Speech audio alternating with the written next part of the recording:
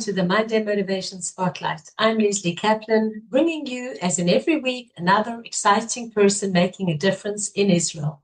Who is our guest today? Someone very different to what we've had in the past or who we've had in the past. Today we have a young budding entrepreneur who happens to also be a lone soldier in his original service and also in the reserves after doing 750 days in service. And he also happens to be an entrepreneur.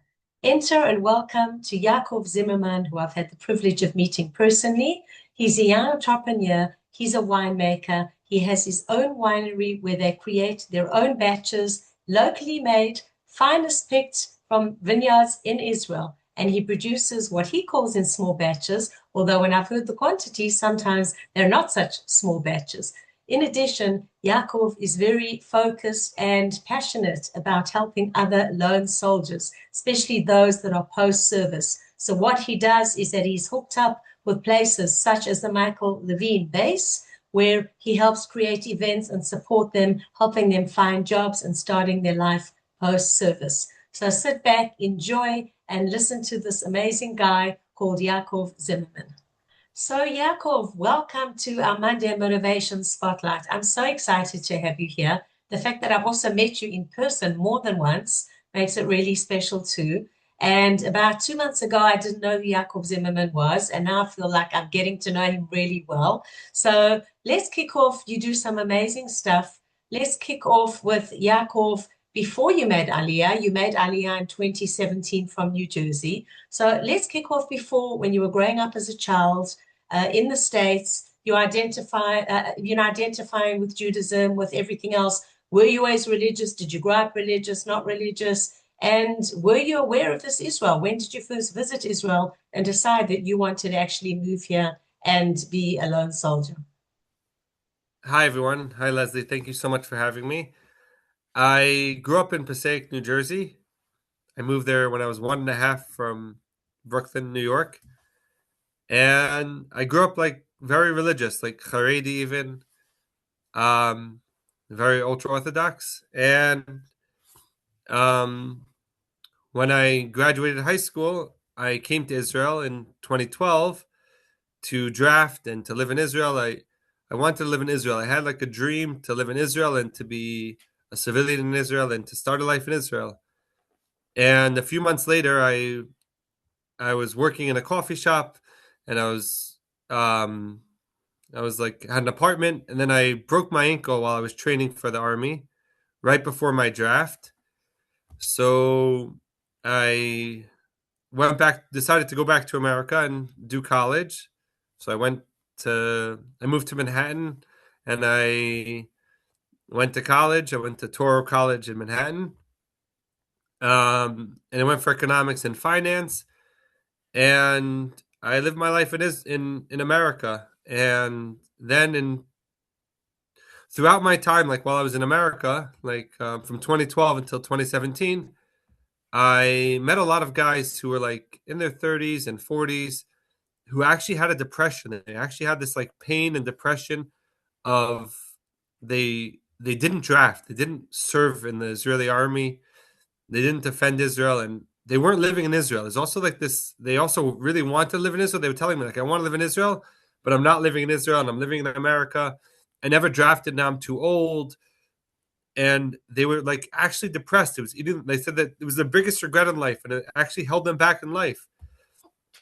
So I met multiple guys, more than two of these guys, and it really it made me think like, wow, like I'm thinking about staying here. I'm working in real estate. I was successful in real estate in New York, and I was like, okay, maybe I'll stay. But like, then also like, I don't want to be like these guys when I'm in my 30s and 40s that I'm depressed.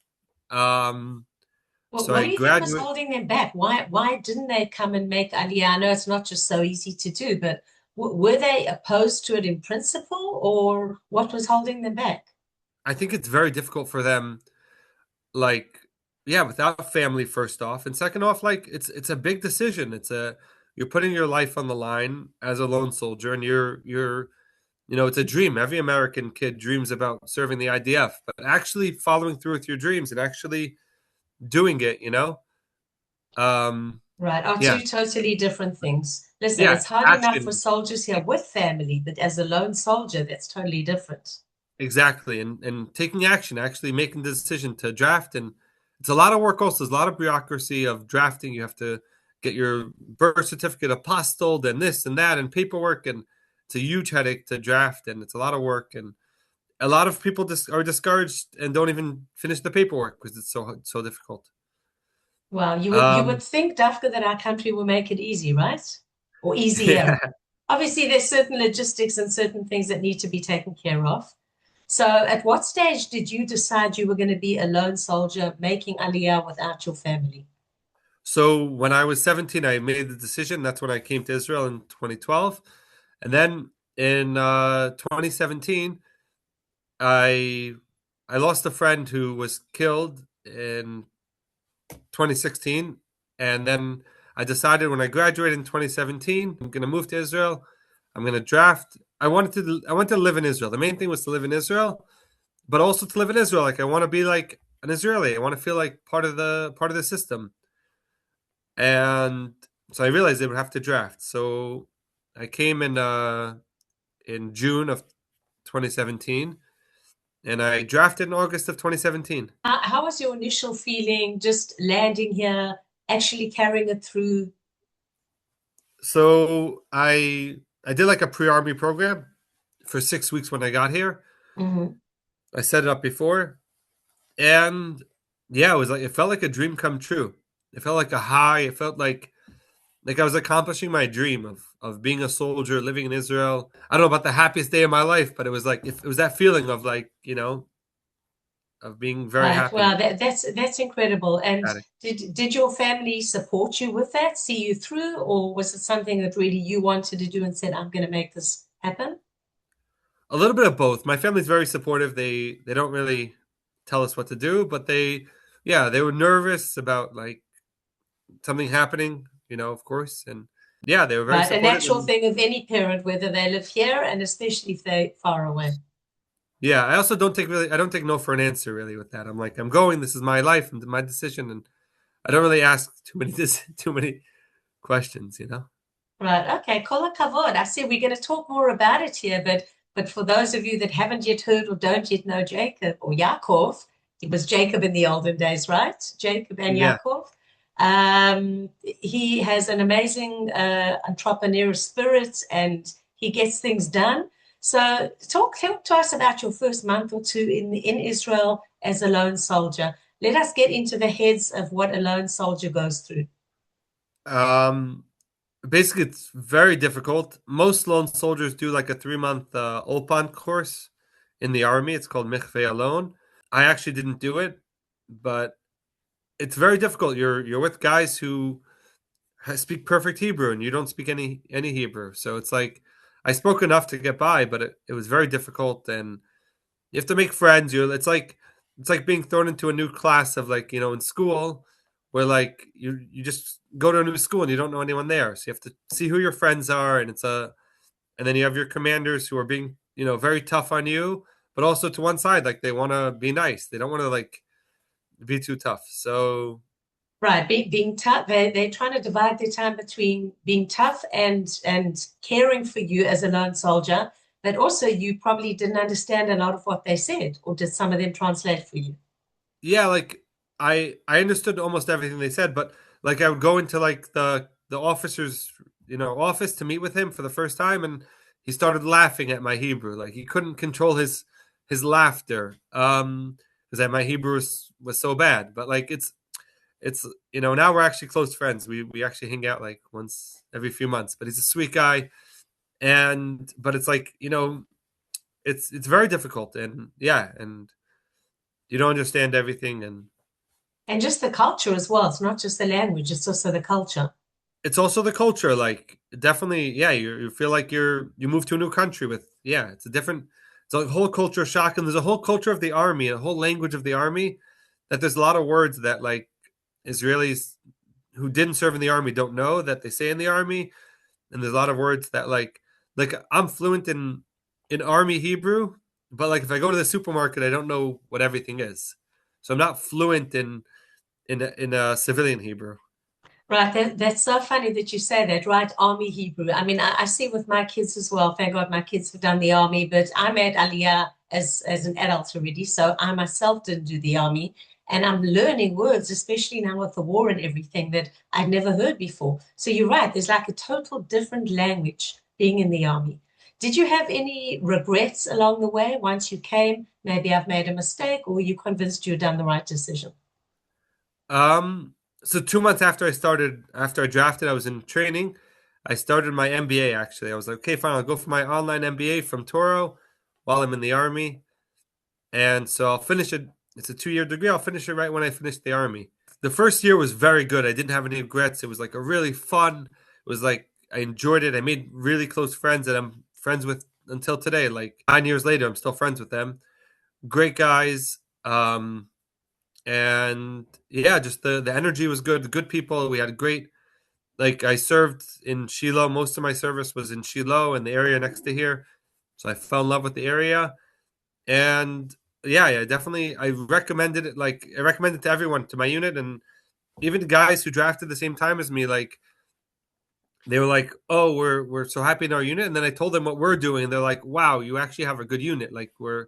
So I was like I was in Kfir. We were in like counterterrorism. It was a combat unit where we like mostly did arrests and like we guarded in Shiloh and in the like the southern Shomron area and in Binyamin Right. and And Shomron. actually, that took you into discovering the area and falling in love with the area. So we can talk about the next stage, right, in your Yeah, life but about the area.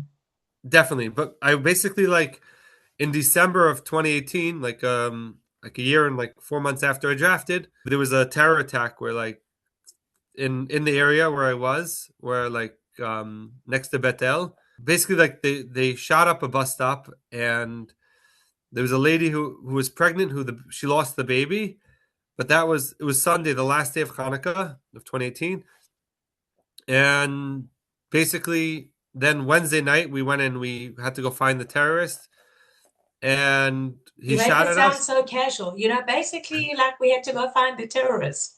It That's took us like, 4 days to it's find like just him. like, oh, well, let me go for a cup of coffee, right? Yeah, it took us 4 days to go find him, and we found him in Ramallah. He shot at us, and we shot back, and he was eliminated. And the next day was Thursday morning. His brother actually drove by like 10 feet from me. We Oh, were doing a wow. check post, but then we went inside a few minutes before, and he drove to a bus stop and shot three of my close friends in the head. Wow. Um, Wow. so we had like so it was very the end of my service was like very tough, and it was difficult to actually like to cope with it. Like with like the army, it was difficult to like stay in the army, and yeah, like it was a big disorganization. But I realized it was very tough and difficult, but also to an extent like it prepared me for this war and for life and for like everyone's here for their time and their mission and their tikkun, and everyone has their mission, and every day and every moment is very special, and you have to cherish every moment. And I like my two friends Yovel and Yosef were killed, but Natanel is actually he's still alive. He's recovering. Baruch Hashem, the bullet like came out of his like and exited his brain at a certain like a millimeter. It would have killed him, but he's alive and he's doing well in Renana. I saw him yesterday. I went to visit him yesterday, Wow. Baruch and Hashem. And thank and God you were not hurt as well. yeah, Baruch Hashem. And it Tell was me, a do you share with your parents or family abroad things that go on like this, or do you kind of feel, well, they're not right here. I don't want to share the challenging stuff with them or the some scary stuff with them. sometimes I mention it. I mention it like in passing, like nonchalant. I'm like, oh yeah, and last week I was in this building that blew up. They shot RPGs at us, and the building blew up. Like And how do they react to that? they get all excited. Like what? You can't tell us this type of stuff. You know, you have to sleep at night. It's funny, because sometimes I say and said to my son, who is also Kravi, and he did more than 500 days of Miluim. Sometimes it's good that I hear these things afterwards because afterwards, okay, like you can just imagine and envision everything, but when you hear it while they're going through it, that's a totally different story. Yeah, usually what I say is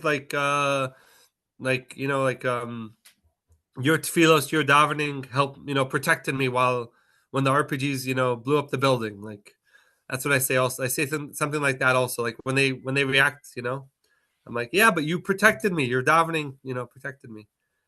Wow, Um, incredible. So I want to just take it one step further because you've been doing amazing stuff. Firstly, let's talk about also with the soldiers and the lone soldiers, and then we'll move on also more to professionally. So you discovered when you made aliyah, lone soldier organizations. Okay, you've connected specifically with the base, the Michael Levin Base. So tell us a little bit about that. Did you discover it from the beginning? Were there organizations out there helping you? And now you're very involved as well. Share with our viewers exactly what you do and your level of involvement. so when I was in the army, there were tons of organizations that were helpful, whether it were Shabbat meals, a community, um, whatever, the bureaucracy, paperwork. There were a lot of organizations that helped. But when I finished the army in 2019, I realized that there was not much help. There are a few organizations, but they don't reach out to you, they don't look for you, and they don't actually provide the help that you need, and they're hard to find. Um, so so I didn't actually have any assistance after the army, and I thought to myself, wow, I have to change that. So I I went to the Michael Levin base, and I told Bonnie and Lizzie, who run the base, and I told them, I'm like, listen, guys, like we have to build an alumni, because at the end of the day, the alumni is going to be the donors in the future, and the alumni is and the post service, like you have all these services and all these benefits for current soldiers and for pre-draftees, but once they finish, they don't feel connected, and we need a separate building, a separate place where we can have post service come get help with life. My whole mission is to keep the Olim in Israel, keep the Ole Chadashim in Israel. You made Aliyah, you need the help, you need the support. Let's help you find jobs. Let's help you find, like internships, help you get into college. Whatever you need from A to Z, we want to help you be successful in Israel. Right, that is And incredible because it is such a pity to lose these soldiers when they've given so much for the country. And I do know of many who have done their service and then actually left and not made aliyah. Do you have statistics or at least any kind of, even if it's not an official number, about what percentage approximately actually stay and what percentage leave? more than 50% go back. And Hmm. yeah, Has and anyone tracked whether at a later stage they do make aliyah? a lot of them do come back to Israel. I'm actually in touch with a few organizations that help the lone soldier veterans in America and in other countries. So that I want to Amazing. eventually, once I build my network enough and we have thousands of lone soldiers, we'll have like a revolving door. Like when they want to move back to Israel, they'll reach out to me and I'll help them get settled in Israel, find an apartment, find jobs, help them with find their whatever they need for their children, whatever it is. And when they leave Israel, I want them to be set up in America where they have the support, have the therapy, whatever they need, job searches. They need a community in America as well. Even though they have family, I feel like there's part of them that doesn't want to be around soldiers. And so I'm working on that as well, like connecting them yeah, to Fabulous. America. So, I mean, it seems like so most of your contact has been with lone soldiers from America, but we forget that lone soldiers also come from many other countries, and not all of them are Anglos. Yeah, there's first off, there's 50% of lone soldiers statistically are Israeli. So that's a whole nother issue, is that you have either their parents can't afford to take care of them, they don't have parents, their parents kicked them out. There's a lot of, it's almost Right, that's a 50% high of, number, 50%, by the way, a very high number. it's a very high number that are of Israeli lone soldiers.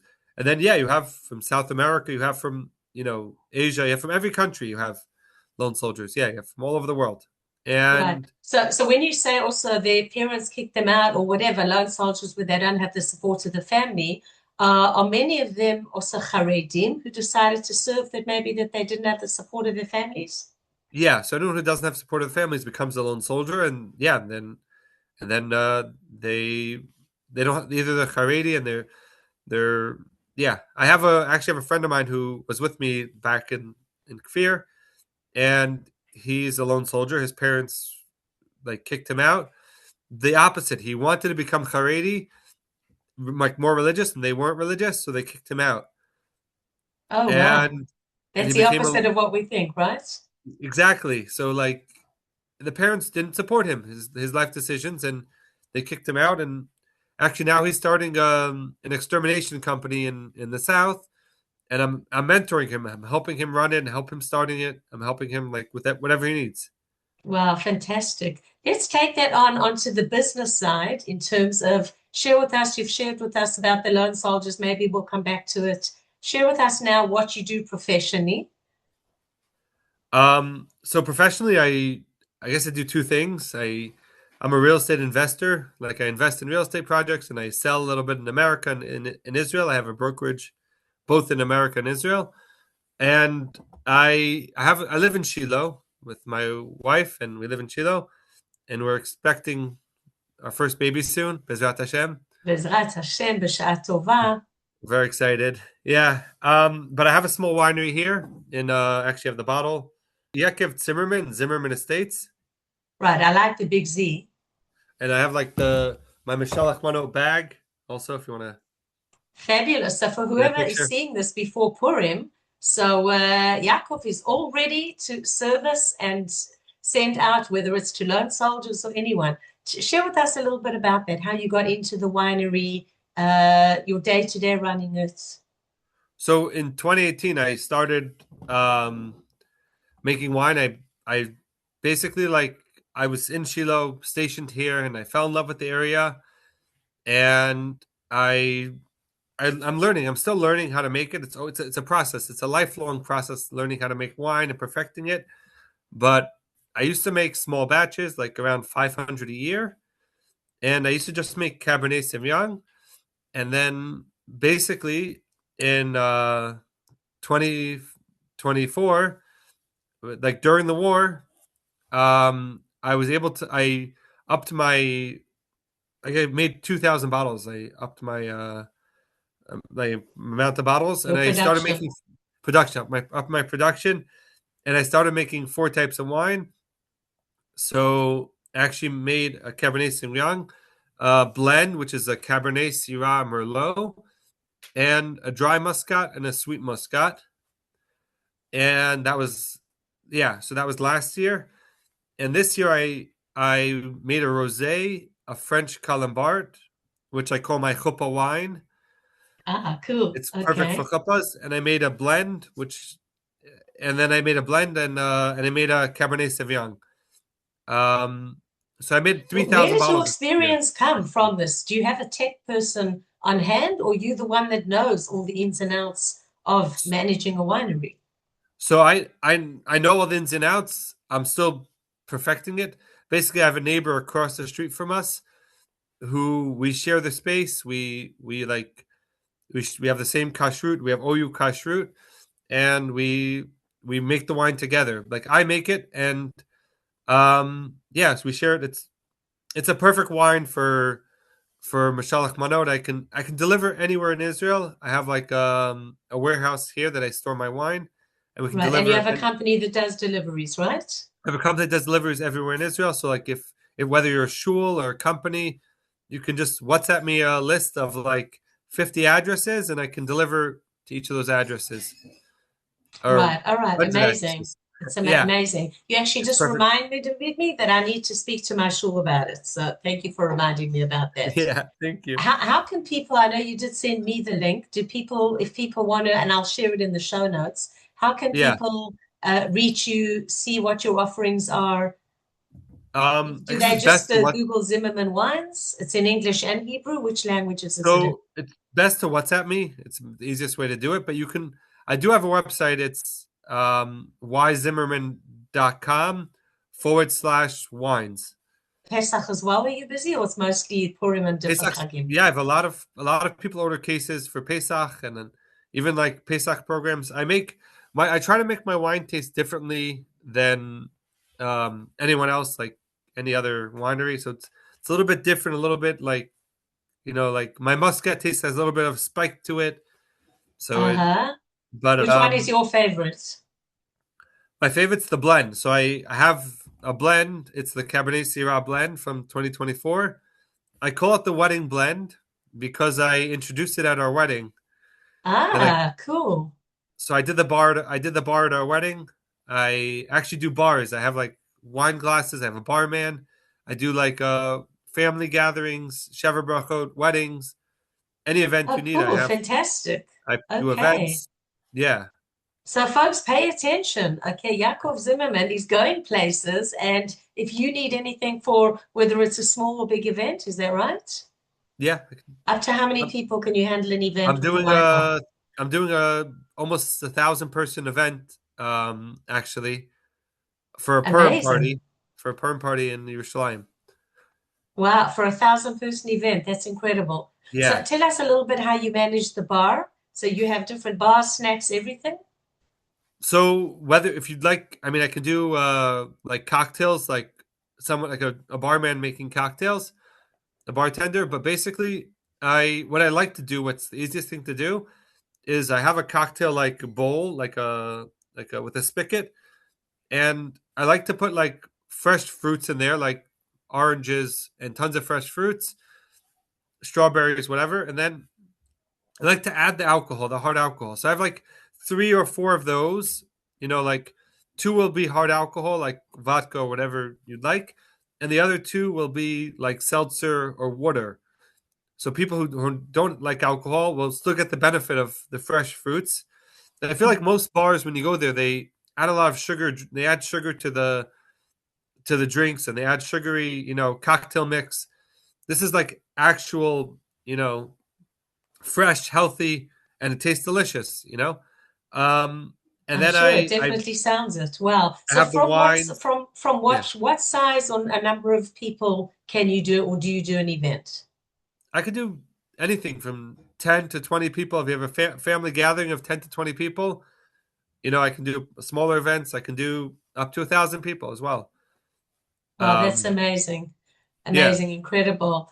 And Yaakov, just tell us, because our time is coming to an end now, just share with us also some of the amazing stuff that you've done to help other lone soldiers. I do want to take it back to the lone soldiers for a moment. Um, so basically, during the war, I've been in the war like on the front lines since the war, and I I've been in Gaza for most of the war. I've been in Gaza.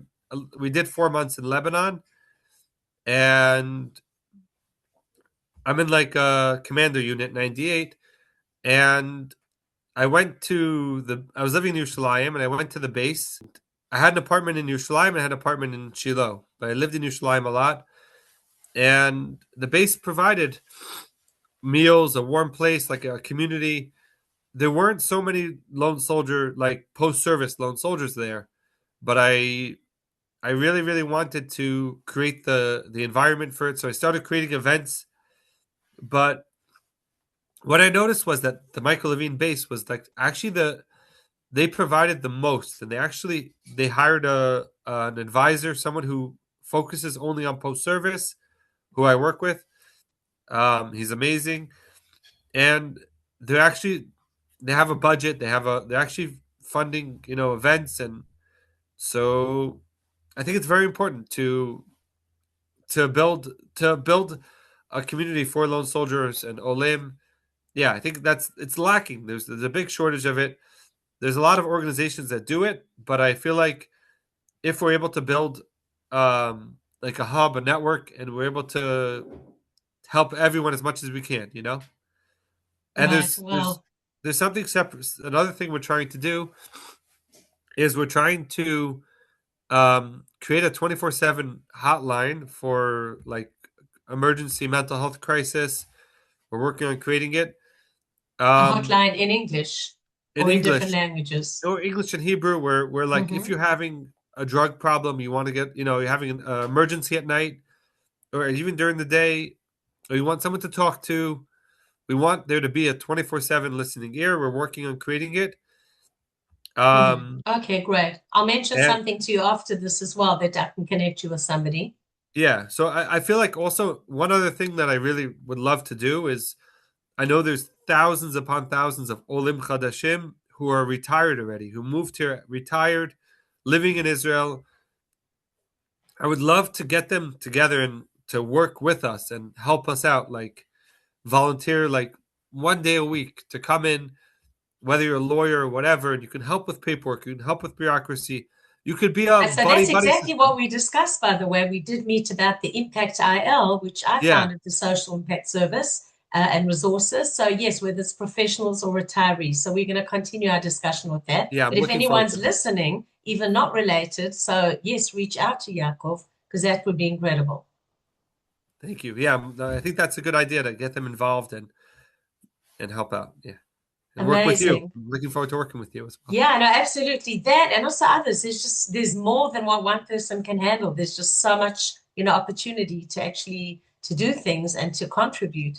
So in our parting words, and we could definitely continue this in discussion, where do you, Yaakov, see yourself? You're an entrepreneur, you're a lone soldier that's helping so many other lone soldiers. You're doing amazing things for Israel, establishing things, putting things on the ground. Where do you see yourself in a couple of years' time? What's your vision? My vision is to grow my winery, and I would love to, hire lone soldiers as well. Like eventually, once I'm big enough, I see like the Michael Levin Base being the actual base, the actual hub for lone soldiers and for post-service lone soldiers, and I think also like we could also help Olim Chadashim as well. There's a whole other side of it. Like once we're able to take care of the post-service and lone soldiers, like Ole Chadashim, we can actually like, I would love to do events with you and if we could do quarterly events, like every 3 months we could do an event where we do networking. I love networking. I love connecting with people. I love connecting people with other people. So I feel like in 5 years, Bezrat Hashem, I'll have 4 kids. Bezrat Hashem. Did your wife know about that? You're Yeah, she expecting your knows. first right now. So 5 years, 4 kids sounds amazing. Bezrat Hashem, and we're building a house. Hopefully, it's going to be ready, Bezrat Hashem, in a year. Uh-huh. And yeah, and we're like, and I would love to connect with people and create and grow, and yeah, I definitely think that's my goal for the next That's 5 your years. goal. Well, Yaakov Zimmerman, and as I said, remember the name because he's gone places and he's going places. You're definitely making a difference to Am Yisrael and to everyone around, whether it's to lone soldiers and others. So, ladies and gents, whoever's listening to this, connect with Yaakov. He's on social media. Buy his wines, support his business, the business of a lone soldier, as well as not only the wines, Mishloach Manot, and also the packages that he makes. Thank you, Yaakov, for being a guest on our Monday Motivation Spotlight. I've had fun talking to you. As I said, we've met twice before, so it's not the first time that we're talking, but talking in a way that our viewers can see what you do. Wishing you much hatzlacha for everything in your future, for everything that you do. And thank you to everyone for joining us for another edition of the Monday Motivation Spotlight. I'm Lesley Kaplan. Thank you to our sponsors, to Egan & Cohn Insurance and to Lali's Flower Boutique in Jerusalem. And we will see you next week on the Monday Motivation Spotlight. Stay safe, stay tuned. And if you're not yet following or subscribed to our editions and to our podcasts, follow us. We've had another, this is edition 100 and something speakers that are making a difference in Israel. Not everyone is a Yaakov Zimmerman. Each one contributes in their own ways. Thank you for joining. Bye-bye.